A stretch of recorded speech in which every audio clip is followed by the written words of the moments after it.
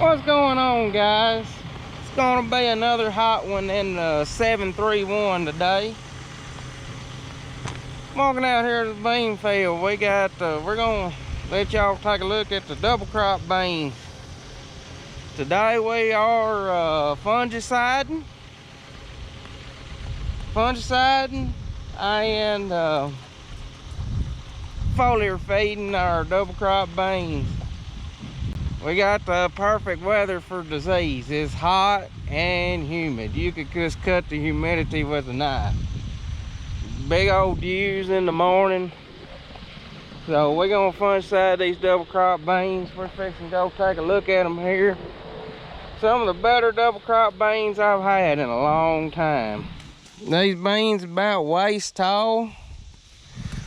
Good and uniform across the field.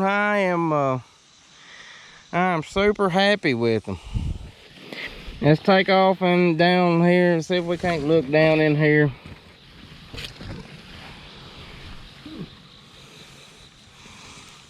They're not quite as loaded up as I would hope to see, but these beans still got a long way to go. These beans aren't going to be bushed a lot because we planted them super thick. We planted them in less than optimum conditions, so they're not gonna put, you got more plants. You know, you ain't got a lot of pods on the plant, but you got more plants out here. We're fixing to put this foliar feed from Circle S on them. These beans got a good dark color. They shouldn't be lacking for anything, but we're gonna feed them. This year I've kind of become a fan of feeding the crop along as we go. And in this reproductive stage, I feel like it could really benefit us putting a foliar out here. We got some sugars in it and humic acid again. It's the same blend I sprayed on those other beans, and I could not believe the visual response I saw to it. We're gonna get on this old 4630 John Deere and we're gonna put her in the wind. There we go.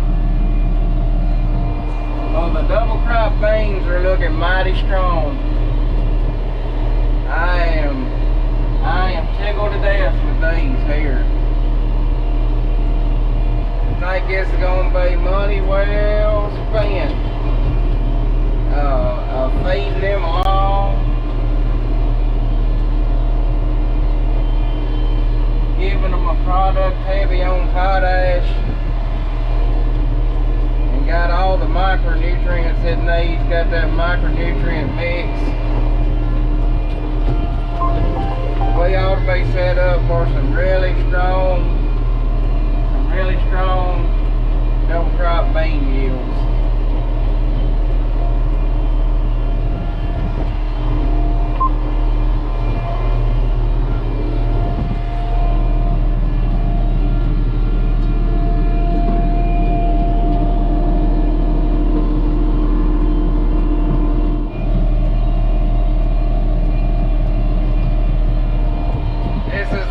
I'm excited about our bean crop this year. I know our corn crop ain't gonna be what it could have been, but I could be wrong, but I think we're gonna have a big bean crop. Robert and I are due a good bean crop. We hadn't had a good, what I consider a good bean crop since 2020.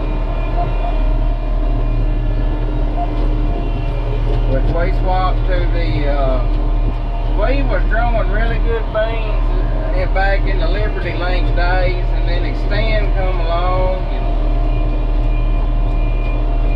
man, it messed us up because we had some Liberty Link beans that really worked for us and couldn't plant them anymore because you kept getting hammered with Extend.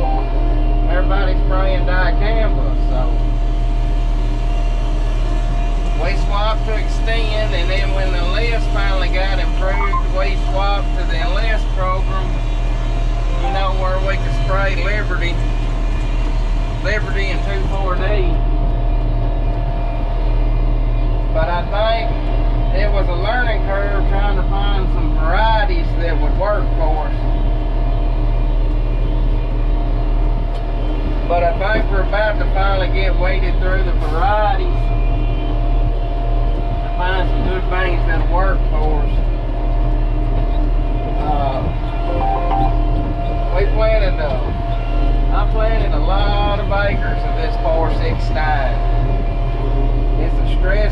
bean handle stress well, and it's been our best yielder like 2 to 3 years in a row. So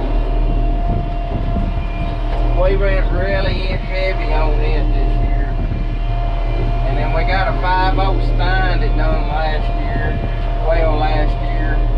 One thing hurt us last year, we tried a lot of new corn hybrids and a lot of new varieties, kind of sorting things out. And I had about 2 bean varieties that was a flop. But I got a little history under my belt with these beans, and I feel pretty confident in them.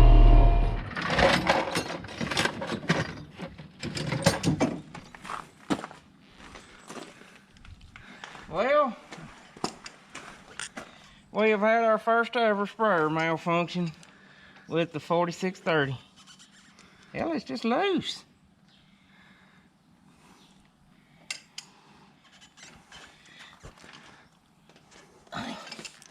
Does that? I ain't figured out. Does this? That looks like it's made on there, don't it? I might have to have a second channel lock, Robert. It is hotter than Satan's butt crack.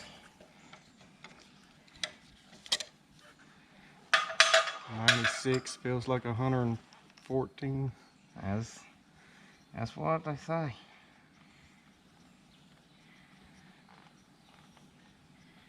I don't know why this. I got to noticing my center mass kept drooping down. What?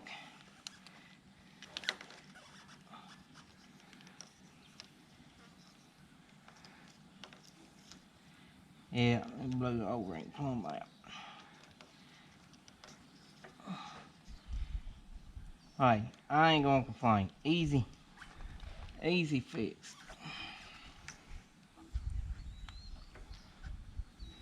Easy fix. Seriously, Clark. Seriously. Put that on the t-shirt.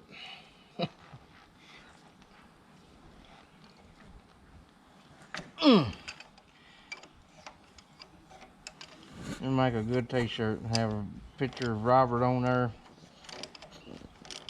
And have the word seriously ? Seriously, John Deere. Seriously. Or Dylan's famous catchphrase, F me. I've said that a lot this week.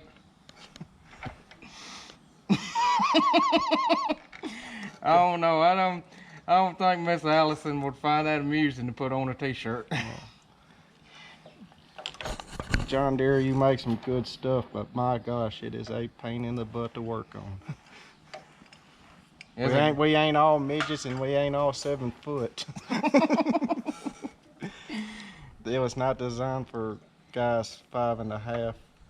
Yeah, and it ain't designed for wide guys neither. It's not designed for men of the Joyce build. No. And apparently you gotta be a circus performer because you always gotta stand on your head. Like this right here, like why could we have not why couldn't you gave us enough room, or why couldn't you just put a plug on the solenoid here to Where you guys get the picture, we'll bring you back. well, I mean, at least they gave you a comfortable. This is the easiest thing I've worked on all week. I mean, at least you got a nice, comfortable place to sit. They really thought this out when they designed this. Y'all are time travelers today. You do not know how you're time travelers because y'all have time hopped from a week from when we started, right? No, we started last Friday. Yeah. It is a Wednesday of the next week. So y'all have time traveled into the future. Gotta get back in time. Have we explained to anything that has happened in this time? Yeah, I think we told them what was going on with the sprayer. Well, why don't you? I told you that's a good thing we let the pressure off. Why don't you just kind of bring them up to date, give them a refresher. They may have jet lag from always jumping around. Let's see, we sprayed out 2 loads Friday. But we I was thinking, boy, we're making good time. Don't never think that. We was mowing and going, and noticed that our boom kept seeping down. Come back here and there's an O-ring blew on one of these solenoids. So we thought, all right, an easy fix. Hold that thought and bring me 17 and 16, probably a 16.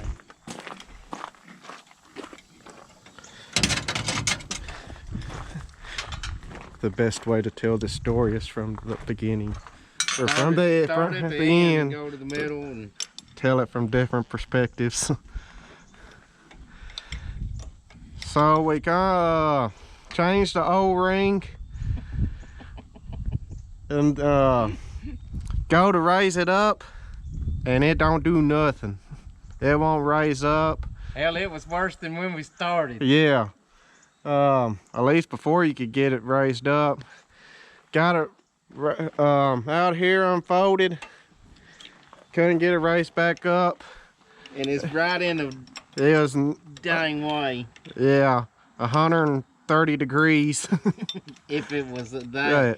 if it was It was miserable. terrible, bad. Yeah, Dylan called Tennessee Tractor. He's like, don't send them today because I wouldn't want to work on it, but let them come Monday. So That's my exact words. I said, don't y'all send none of them boys today. I said, it's too damn hot. That's the reason I'm calling y'all. It's too hot for me to work on this sun gun. I said, what the Monday and come? So Stacy from Tennessee Tractor came Monday and found the valve right here, or solenoid, or one of them. So I think he orders one of them solenoids, comes, puts it on Tuesday, and it still ain't doing nothing. So he said the only conclusion is this right here has gone bad. There's an internal leak in it somewhere. This thing, was that price including these electrical? I sure hope so. Either this or all of this was $8,700. No one there is probably Just the bottom part.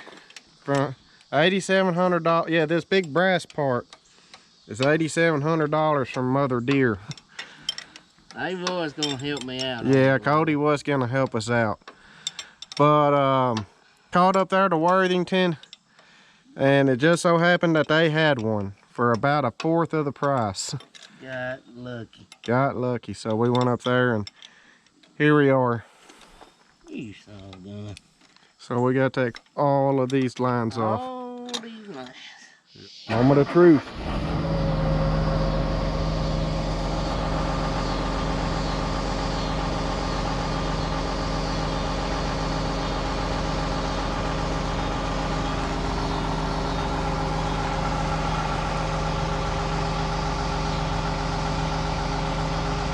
No bueno.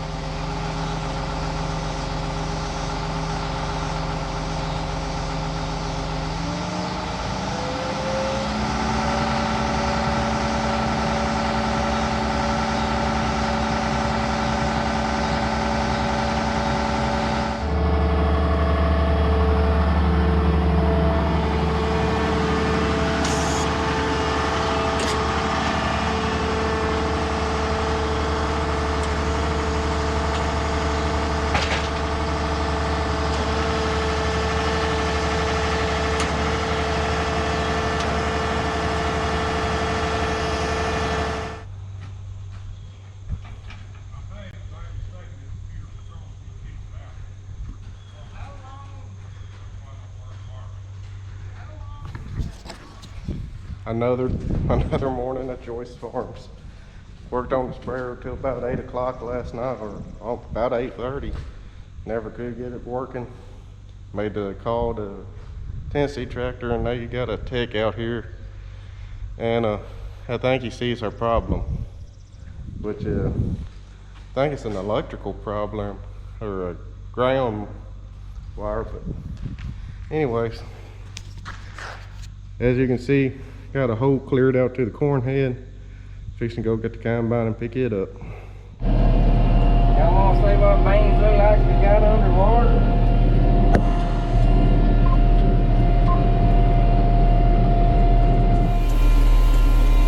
Maybe I have finally gotten this sprayer straightened out.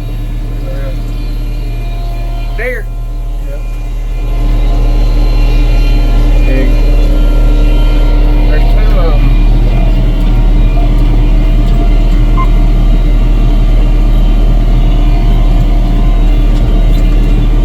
We were having a problem with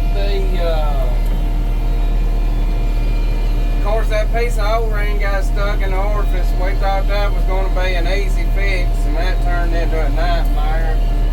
Well, today we tried to address the tip that had been unfolding out slow, and I don't know why we finally done and fixed it. I messed with a bunch of stuff. Apparently, one of the things I messed with fixed it. But there was some orifices in that outside cylinder.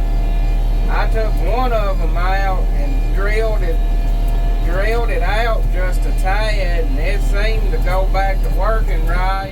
These beans down here in the bottom are looking really good. Down there on the far end of the field, they did get some water in them back from them floods in August. I don't think it was it wasn't as bad as that other farm we had. Y'all saw us fungiciding earlier. It's down there in that far corner. But you can see where it floated. You can see where it floated the straw up. It didn't do them any favors by any means. But these are Stein 5.0s. We're fungiciding right now. I wish we could have got here a little sooner with all this sprayer trouble, but they still good enough. I'm going on and spraying them. They're still blooming a little bit. What I've noticed about this foliar fungicide, what I've noticed about the foliar fertilizer we've been spraying is I think it encourages them. I've noticed they kind of go back to blooming a little bit when you get this on them. It's like it encourages them to try to reproduce a little more, and I like that about it.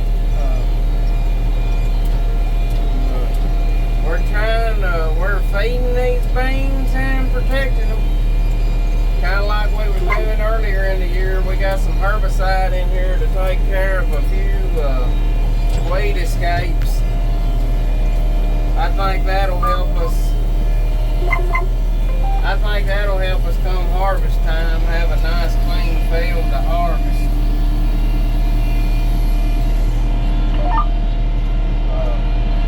It's not bothering me to fungicide these beans too much. They've already got tracks made in them. I don't know what that stuff does, but you can tell it has an almost immediate effect on them. That's where we sprayed about an hour ago around the edge of the field, and you can see they are a different color than they are now.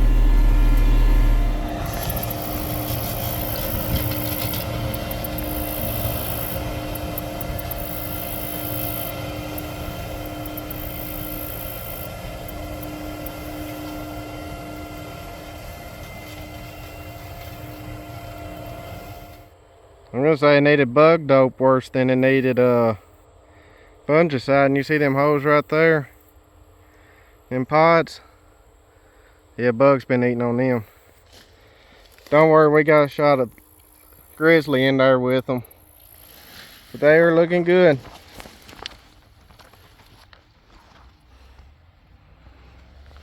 All 180,000 of them come up, I believe.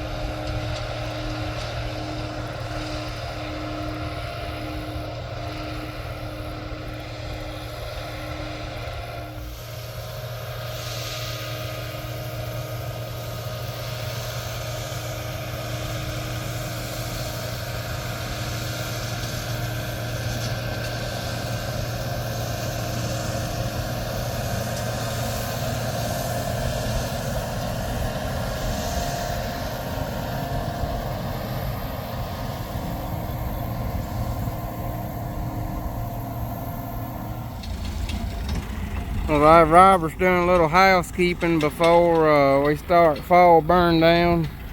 Should only be one thing left to spray now, and that should be the pre-emerge on our wheat to keep the ryegrass from coming up. That'd be Zidua.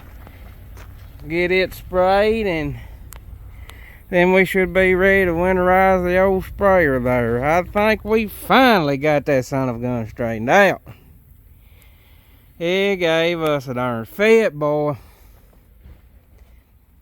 I was ready to pull my hair out there for a little bit.